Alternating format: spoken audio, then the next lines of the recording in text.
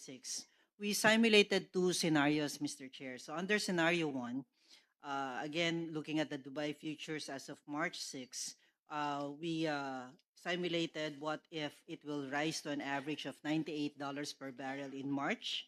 And this one actually will be a 40% increase from what was registered in the day before the attack, or February 27.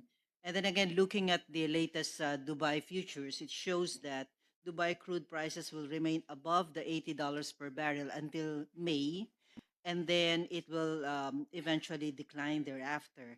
So the latest reading shows an average increase of 14.1% for 2026 and 9.2% for 2027.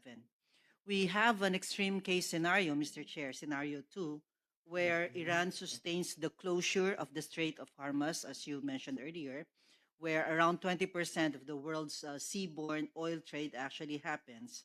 And for this scenario, we the thing is, it will potentially push crude oil prices to $140 per barrel. Uh, but again, eventually tapering off. But we think that the escalated price will be sustained all the way September of this year.